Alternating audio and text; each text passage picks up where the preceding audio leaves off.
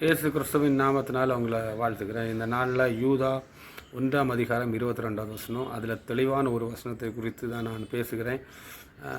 ஏன்னா இதில் எல்லாருமே லாக்காக இருப்போம். பர்சனலி நான் சில இடத்துல நான் என்னைத்தானே ஒரு ட்ராப்புக்குள்ளே விட்ட நாட்கள் இருக்குது. அது முன்னாடி நிலை இப்போ கூட ரீசெண்டானு கூட நான் சொல்ல முடியும். ஏன்னா ஒளிவு முறைவு இல்லாமல் தான் நான் பேசிகிட்டு இருக்கிறேன். தேவன் இதை அறிவார். ஆனால் நானும் பயங்கர பர்ஃபெக்ட்னு சொல்கிறதுக்கு இல்லை. ஆனால் தேவன் என்னை பர்ஃபெக்ட் ஆக்கும்படியாக என்னோடு இப்போவும் பேசி கொண்டிருக்கிறார். நான் அதை விசுவாசிக்கிறேன். என்னென்னா இது யூதா 1 அதிகாரம் 22. அதில் என்ன கொடுத்துருக்குன்னா, அல்லாமலும் நீங்கள் உங்களை வஞ்சியாதபடிக்கு திருவசனத்தை கேட்கிறவராக அல்ல, அதன்படி செய்கிறவளாக நீங்கள் இருங்கள். அப்போ நம்ம இந்த நாட்களில் நம்ம நிறைய பேர் வசனங்களை கேட்கிறவளாக இருப்போம். ஏன்னா எல்லா இடத்துலையும் வசனங்கள் ஒலித்து கொண்டிருக்கிறது. நம்ம பைபிளில் வசனத்தை கேட்டுட்ருக்குறோம், டிவியில் கேட்டுட்ருக்குறோம், சபையில் கேட்டுட்ருக்குறோம், மொபைலில் பார்த்துட்ருக்குறோம், வசனத்தை கேட்டுக்கொண்டே இருக்கிறோம். ஆனால் இந்த வசனத்தின்படியாக நம்ம செய்யலைன்னா நாம் என்னவா இருக்கிறோன்னா, நான் என்னைத்தானே வஞ்சிக்கிறவனாக இருக்கிறேன். வஞ்சிக்கிறதுக்கு அர்த்தம் என்னென்னா ஏமாற்றுகிறவன் அல்ல. வஞ்சிக்கிறேன்னு சொல்கிறது என்னன்னா, எனக்கு தெரியும் இதுதான் உண்மைன்னு, ஆனால் அந்த உண்மையை விட்டுட்டு மாறி போகிற அனுபவம் தான் வஞ்சிக்கப்படுவது. இதில் ரெண்டான உண்டு. ஸ்பிரிச்சுவல் லெவலில் ஒரு வஞ்சனை உண்டு, ஆவிக்குரிய மற்றும் வேர்ல்டு லெவலில் ஒரு வஞ்சனை உண்டு. வேர்ல்டு லெவலில் ஒரு வஞ்சனை இருக்கிற நேரம் ஆட்டோமேட்டிக்காக நமக்கு என்ன தோணும்னா, வேற ஒரு ஆள் நம்மளை உலக ரீதியாக வஞ்சிட்டு போகிறது. அவன் ட்ராப்பாக நம்மகிட்ட இப்போ எப்படி சொல்கிறது, என்கிட்ட ஒரு 1000 ரூபா இருக்குன்னா அந்த 1000 ரூபாயை அவன் என்கிட்ட கொடு, அதை நான் 2000 ரூபாயை தருகிறேன்னு சொல்லி நம்மகிட்ட இருந்து இந்த 1000 ஆட்டையை போடுறாங்க இல்லைங்களா. இது எப்படின்னா, நான் வஞ்சிக்கப்பட்டேன். அவன் என்னை ஏமாத்துறான்னு நினைக்கிறான். ஆனால் என்னுடைய பார்வைக்கு நான் வஞ்சிக்கப்பட்டேன். எனக்கு இருக்க வேண்டியது அவன் நாசுக்கா என்ன பண்ணுறான், வாங்கிட்டு போயிட்டு எஸ்கேப் ஆகிட்டான். இப்போ வஞ்சித்து என்கிட்ட என்ன பண்ணுறான், காசு ஆகணும். இதுதான் ஆவிக்குரிய விஷயத்தில் என்னன்னா, நம்மளை யாரும் வஞ்சிக்க முடியாது. நாமளாக நம்மளை வஞ்சித்தா தான் உண்டு. இந்த வஞ்சனைன்னு சொல்கிறது ஸ்பிரிச்சுவல் லெவலில் எப்படின்னா, நான் என்னையே வஞ்சித்து கொண்டிருக்கிற அனுபவம். காரணம் என்னன்னா, வசனத்தை அறிந்து அதன்படி ஜீவிக்கிறவங்க தான் என்ன பண்ண முடியாது, வஞ்சனைக்குள்ளாடி சிக்க முடியாது. வசனத்தை அறிஞ்சவங்க ஆட்டோமேட்டிக்காக சிக்கிடுவாங்க. கீழ்ப்படிதல் அதுக்கு ரொம்ப முக்கியம். ஏன்னா ஆதாம் ஏவாள் காலத்தில் நீங்கள் பார்த்தீங்கன்னா, தேவன் தெளிவாக சொன்னார், நீ இதை சாப்பிடலாம், இதை சாப்பிடக்கூடாது தெளிவாக சொன்னார். அவர் சொன்னதை அவர் காது கொடுத்து கேட்டாங்க. ஆனால் செயல்படுத்தினாங்களா, இல்லையே. கொஞ்ச நாள் காது கொடுத்து கேட்டால் அதை பத்திரமா வச்சுருந்தாங்க. ஆனால் அவங்களுக்கு என்ன பண்ண முடியலை, அதை பாதுகாத்து கொள்ள முடியலை. வார்த்தையை, தேவன் சொன்ன வார்த்தையை கடைபிடிக்க அவர்கள் என்ன பண்ணாங்க, காலப்போக்கில் விட்டுட்டாங்க. இந்த வசனம் என்ன அப்போ விட்டுட்டு போகிற நேரம் தான் என்ன ஆகுது, பாபம் அவங்களுக்குள்ளாடி அவங்க சாப்பிட்டாங்க. தேவன் சொன்னது, நீ சாப்பிடாத, சாப்பிட்றனால செத்து போவ. இந்த செத்துப்போ அனுபவத்தில் இருந்தனால தான் நாம் இவ்வளோ நாள் இந்த நாட்களில் என்ன பண்ணிகிட்ருக்குறோம், நித்தியத்துக்கு வேண்டி இவ்வளோ பிரயாசப்பட்டுருக்குறோம். அவன் தேவனோடு வாசம் செய்து கொண்டிருந்தவன். அப்போ அந்த டாபிக் போகலை. இப்போ வஞ்சனைக்குள்ள அர்த்தம் என்னன்னா, தேவன் ஒன்று சொல்லியிருக்கிறாரு, அதை செய்யாமல் நம்ம மாறி போகிறது தான் வஞ்சனைக்குள்ள ஒரு அடையாளம். இதில் அழகாக என்ன சொல்லியிருக்குன்னா, நாம் நம்மை தான் வஞ்சிக்கிறோம். எப்படின்னா, வசனத்தை கேட்கிறவராக இருக்கிறீங்க, ஆனால் அதை செய்கிறவராக இல்லை. இப்போ பொய் சொல்லாதேன்னு வசனம் சொல்லுதுன்னா, நமக்கு தெரியும் பொய் சொன்னால் தேவனுக்கு பிடிக்காது. ஆனால் நம்ம என்ன பண்ணுறோம், பொய்யே சொல்லுகிறோம். இப்போ வசனத்தில் படிக்கிறது தெரிஞ்சவும் அதுக்கப்புறம் நம்ம என்ன பண்ணுறோம், பொய் சொல்கிற நேரம் வசனத்தை மீறுகிறோம். அது நம்ம என்ன பண்ணுறோம், நாம் வஞ்சித்து கொண்டிருக்கிறோம். பரலோகத்துக்கு வேண்டி நம்மளை நியமிக்கப்பட்டிருக்கிறாரு. நாம் எல்லாம் பரலோகத்துக்கு போக வேண்டிய ஜனங்களாக இருக்கும். வசனம் நம்மளை பரலோகத்துக்கு நேராக தான் கொண்டு போகும். வசனம் நம்மளை நேரே காசோ பொண்ணோ பொருளோ இந்த உலக புகழ்ச்சி, இந்த உலகத்தில் உள்ள ஆசாபாசங்களுக்கு எல்லாம் கொண்டு போகாது. வசனம் தெளிவாக தான் இருக்குது. வசனம் நம்மளை எங்கே கொண்டு போய் சேர்க்கும்னா, நித்தியத்தில் தான் கொண்டு போய் சேர்க்கும். நித்தியத்தில் ஒன்று சேர்க்காமல் நம்ம டைவர்ட் ஆகி வேறு எங்கேயோ போயிட்டுருக்குறோன்னா, நான் வசனத்தின்படியாக ஜீவிக்கலைன்னு அர்த்தம். வசனம் நமக்கு கொடுத்துருக்கிறது நித்தியத்துக்கு போகிறது. இந்த நித்தியத்துக்கு போகிறதுக்கு நம்ம பிரயாசப்பட்டு என்ன பண்ணுறோம், பைபிளை வாசிக்கிறோம், ஜெபம் பண்ணுறோம், எல்லாம் செய்கிறோம். ஆனால் இந்த வசனத்தை வாசிப்பதோடு இல்லாமல் வசனத்தின்படியாக ஜீவிக்காமல் வசனத்தை கேட்டுட்டு அதன்படியாக நம்ம செய்யாமல் இருந்தால் நம்ம எங்கே யாத்திரை பண்ணிகிட்டு இருக்கிறோம்னா எங்கேயோ யாத்திரை பண்ணிகிட்டு இருக்கிறோம். இந்த உலகத்துக்கு நேராக தான் யாத்திரை பண்ணிகிட்டு இருக்கிறோம். ஒரு ஃபார்மாலிட்டிக்கு ஒரு ஜெபம், காலம் 5 நிமிஷம் பைபிள் வாசிக்கிறோம், அல்லது 1/2 மணிக்கூர் பைபிள் வாசிக்கிறோம், டிவியில் ஒரு வசனத்தின் மெசேஜ் கேட்குறோம். ஆனால் மெசேஜை கேட்குறோம், இல்லாட்டா வசனத்தை படிக்கிறோம், அல்லது ஆராதனை பண்ணுறோம், ஜெபம் பண்ணுறோம், எல்லாமே செய்துட்டு வசனத்தின்படியாக நம்ம ஜீவிக்கலைன்னா நம்முடைய வாழ்க்கை எதுக்கு நேராக போயிட்டுருக்கு? நரகத்துக்கு நேராக போயிட்டுருக்கு. இதை தான் அழகா தேவன் சொல்கிறது, வஞ்சிக்கப்படாதிருங்கள்.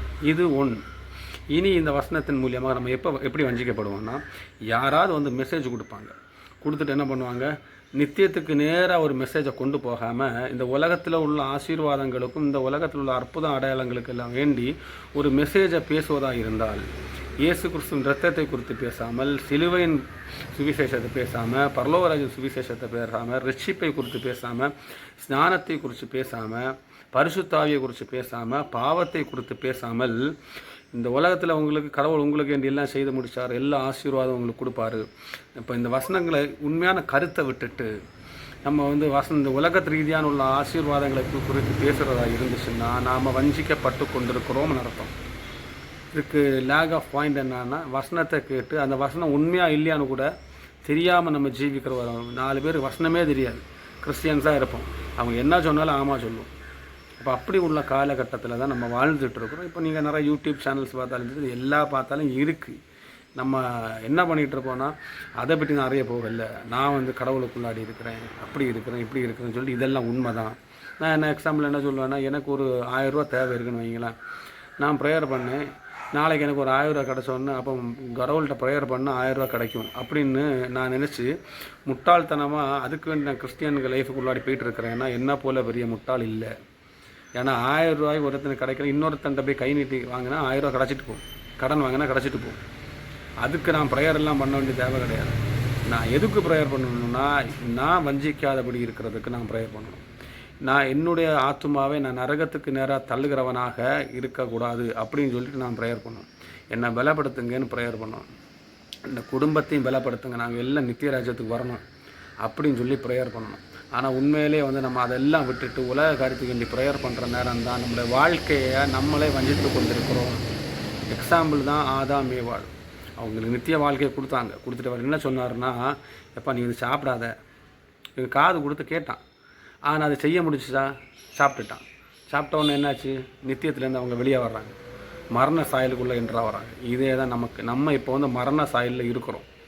ஆனால் நித்தியத்துக்குள்ளே என்ட்ராகிறதுக்கு ஆட்டோமேட்டிக் கடவுள் என்ன சொல்கிறாரு, நீ ரசிக்கப்படணும், ஸ்நானம் எடுக்கணும், பரிசுத்தாயினால் அபிஷேகம் பண்ணப்பட்டு அவர் மூலியமாக நடத்தப்படணும், வசனத்தின்படியாக ஜீவிக்கணும், வசனத்தை வாசிக்கணும், பரிசுத்தத்தை காத்துக்கொள்ளணும்.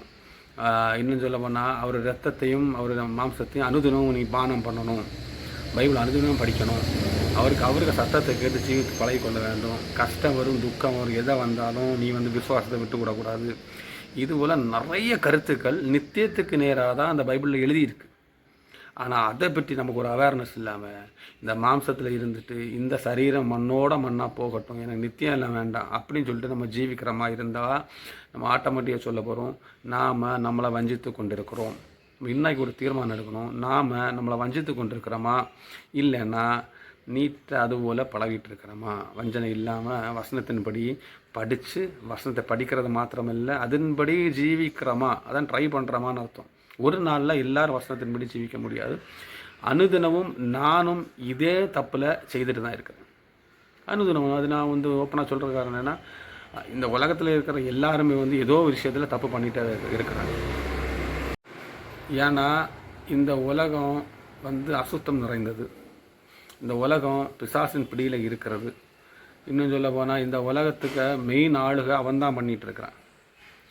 இந்த உலகத்துக்கு மெயின் ஆளுக அவன் தான் பண்ணிகிட்ருக்கிறான், பிசாசு தான் பண்ணிகிட்ருக்கிறான். அவன் என்ன சுற்றி என்ன பண்ணுறான்னா, எனக்கு நான் அட்ராக்ட் ஆகிற எல்லா காரியம் என்ன சுற்றி நடந்துகிட்டே இருக்கும். நான் பார்க்குற நேரமாக இருக்கட்டும், சிந்திக்கிற நேரம், பேசுகிற நேரம், நடக்கிற நேரம் எல்லாமே எப்படி என்ன நித்தியத்துலேருந்து கீழே தள்ளி போடலாம் அந்த ஒரு பிளான் தான் என்னை சுற்றி நடந்துகிட்டே இருக்கும். இதே தான் எல்லாருக்கும் நடந்துகிட்ருக்கு. அது பொண்ணோ பொருளோ காசோ அந்தஸ்தோ இதெல்லாம் எதை கொடுத்து என்னன்னா அவன் கீழே விடலாம் அப்படின்னு அவன் என்ன பண்ணுறான், நடத்திக்கிட்டே இருப்பான். தந்திரம் உள்ளவனாக இருப்பான். சர்ப்பமானது தந்திரம் நிறைந்ததாக இருந்துன்னு சொல்லியிருக்கு. அதுபோல் தான் அவன் என்கிட்ட வரும்போது எந்த ரூபத்துலேயும் வரும், எப்படியும் வருவான். அப்போ ஒரு அன்பில் கூட ஒரு தந்திரம் மறைந்திருக்கலாம். ஆனால் அவன் எந்த ரூபத்துலையும் எப்படி வேணாலும் வருவான். காசில் வருவான், வேறு ஒரு அந்தஸ்தில் வருவான், புகழில் வருவான், ஆசீர்வாதத்தில் வருவான். ஆனால் எனக்கு ஒன்று தெரிஞ்சிருக்கணும், என்ன வந்தாலும் வராமல் இருந்தாலும் நான் வசனத்தின்படியாக தான் கீழ்ப்படிந்து கொண்டிருக்கிறேன்னா, தேவனுக்கு விருப்பமான காரியம் தான் செய்து கொண்டிருக்கிறேன்னா, அது நமக்கு ரொம்ப முக்கியம். அப்படி ஒருவேளை நான் தடுக்கி விழுந்தாலும் என்னை தூக்கி நிறுத்துவதற்கு பரிசுத்த ஆவியானவர் பலம் கொடுக்குறோம். பரிசுத்த ஆவியரை நான் பெற்றுக்கொண்டிருக்கிறேன்னா, அப்போ இதெல்லாம் நம்ம கண்டிப்பான கிறிஸ்டியன் லைஃப். இதெல்லாம் இல்லைன்னா நம்ம ஏதோ வந்தோம், காணிக்க கொடுத்தோம், இந்த உலகத்தில் நம்ம வந்து கிறிஸ்டியன் சொல்லி காமிச்சிட்டு நடக்கலாமே ஒழிய, நித்தியத்தில் போகிற நேரம் நீ கிறிஸ்டியனானெல்லாம் கடவுள் கேட்க மாட்டார். அவருடைய சித்தத்தின்படி நீ செய்ய. அவர் சித்தம் என்னன்னா வசனத்தின்படி ஜீவித்தியா, இதுதான் அவர் சித்தம். நம்ம அநேக நாட்கள் என்ன நினச்சிட்டு இருக்கணும், சித்தம்னு சொன்னோன்னா கடவுளுக்கு வந்து இங்கே ஏதோ ஊழியம் பண்ணுறோம் அப்படின்னு நம்ம நினச்சிட்டு இருக்கோம். கடவுளுக்கு வந்து ஏதோ ஜனங்களுக்கு பண்ணிகிட்டு இருக்கிறோம். அதெல்லாம் அவர் கேட்கல. முதல்ல கீழ்ப்படிந்து என் சத்தத்தின்படியாக நீ நடக்கிறியா, அதுதான் ரொம்ப முக்கியம். அதன்படி நம்ம செய்து கொண்டிருக்கிறோமா நம்ம யோசிக்கணும். இதுதான் அதில் தெளிவாக கொடுத்துருக்கு. இப்படியெல்லாம் செய்யாமல் நம்மளாக என்ன பண்ணிகிட்டு இருக்கிறோம், ப்ளேம் பண்ணோம். அவன் என்ன வஞ்சித்தான், இவன் என்ன வஞ்சித்தான், அப்படி வஞ்சித்தான், இது வஞ்சித்தான். அப்போ ஆதாம் ப்ளேம் பண்ண பார்த்தீங்களா, ஏவாள் ஏவாள் என்ன பண்ணா, பிசாசு என்ன வஞ்சித்தது. இதை தான் நம்ம ப்ளேம் பண்ணிகிட்டு இருக்கோம். பிசாசு என்ன இது பண்ணிட்டான், என்னை ட்ராப் பண்ணிட்டான். இது நானே நிறைய நாட்கள் சொல்லியிருக்கிறேன். அது இந்த நாட்களில் ஒரு வித்தின் ஒரு 2 or 3 days தான் எனக்கு இந்த வசனம் பிடி கிடச்சிச்சு. அப்போ இதை நான் முருக பிடித்துக்கொள்ள தேவன் எனக்கு உதவி செய்தார். இதில் வந்து கொஞ்சம் நம்மளை வந்து பிசாசு டைவர்ட் பண்ணுவானே ஒழிய, நம்மளை வந்து அவன் என்ன பண்ண மாட்டான், கையில் எடுக்க மாட்டான். அவன் டைவர்ட் பண்ணி விட்டுருவான். கடவுள் சொன்ன வார்த்தையிலேருந்து நம்மளை டைவர்ட் பண்ணி விட்டுருவோம். ஏன்னா நம்ம ஏற்கனவே தேவனுடைய பிள்ளைகளாக தான் இருக்கிறோம். இப்போ தேவனுடைய பிள்ளைகளுக்கு தேவன் உதவி செய்ய வருவார்னு பிசாசுக்கு நல்லா தெரியும். ஆதாம் எவ்வளோ தப்பு பண்ணப்போ தேவன் வந்தார். வந்து என்ன பண்ணுறாரு, அவங்கள வந்து நித்தியத்திலேருந்து மாற்றப்பட்டாங்க, வெளியே தள்ளினார். இதே தேவன் தான் மறுபடியுமாக இயேசு கிறிஸ்துவ வந்து நித்தியத்துக்கு வெளியே இருந்த நம்மளை மறுபடியும் நித்தியத்துக்கு கொண்டு வரும்படியாக அதே ரத்தத்தை திருப்பி கொடுத்தார். ரத்தத்தை திருப்பி கொடுத்து நித்தியத்தை விட நம்மளை நடத்திட்டு இருக்கிறார். பிசாசுடைய வேலை என்ன, திருப்பி நம்மளை நித்தியத்திலேருந்து தள்ளிவிடணும். இந்த தள்ளிவிடுற நேரம் அவன் என்ன பண்ணிகிட்டு இருக்கிறான், நான் இயேசு கிறிஸ்து ரத்தத்தால் நான் கழுவப்பட்டிருக்கிறேன், நீங்கள் கழுவப்பட்டிருப்பீங்க, உங்களை தள்ளி போடுறதுக்கு அவன் பிரயாசப்படுவான். அல்லாமல் அவன் யாருமே ஊற்றிருக்க மாட்டான். அதில் ஒரு டிஸ்டர்பன்ஸும் இல்லை. ஏன்னா பரலோகத்துக்கு வேண்டி பேரெழுதப்பட்டவர்களை தான் அவன் பரலோகத்திலேருந்து கீழே தள்ளிவிட பார்ப்பானே ஒழிய, பரலோகத்தில் பேரெழுதப்படாதவங்களை குறித்து அவனுக்கு கவலையே கிடையாது. ஏன்னா பரலோகத்தில் ஜீவ புஸ்தகத்தில் எழுதப்படாதவங்கள் எல்லாரும் எங்கே, பிசாசு கூட நரகத்தில் தான் இருப்பாங்க. அதில் மாற்றுக்கிறதே கிடையாது. ஆனால் பரலோக ராஜ்யத்தில் பேரெழுதப்பட்டவர்கள் அவங்க என்னத்துக்கு எங்கே பிரயாசம் பண்ணிகிட்டு இருக்கிறாங்க, கானானை நோக்கி போரிக்கொண்டு இருக்கிறாங்க. ஏன்னா எகிப்தில் இருந்து இஸ்ரேல் ஜனங்கள் வெளியே கிளம்புனாங்க. அவங்க தான் கானான் தேசத்தை நோக்கி போனாங்களே ஒழிய, எகிப்தில் உள்ள யாருமே கானான் தேசத்துக்குள்ளாடி போகலை. எகிப்தில் உள்ளவங்களுக்கு பிரச்சனை இருக்கா இல்லையான்னு நம்ம அதில் பைபிளில் படிக்க முடியலை. ஏன்னா அதை பற்றி வந்து நமக்கு அறிய வேண்டிய தேவை கிடையாது. ஆனால் பரலோகத்தில் போகிறவங்களுக்கு என்ன இருக்குது, பிரச்சனை இருக்குது. செங்கடல் இருக்குது, எரிகோ இருக்குது, இதெல்லாம் நிறைய வந்து இருந்துகிட்டே தான் இருக்குது. இதெல்லாம் ஓவர் கம் பண்ணுறதுக்கு எனக்கு யார் வேணும், வசனம் கண்டிப்பாக தேவை. வசனத்தை விட்டுட்டு நான் வெளியே போனால் நானே கீழே விழுந்துடுவேன். கீழே விழுந்தால் அதுக்கப்புறம் நான் மேலே வர்றதுக்கு ரொம்ப கஷ்டம்.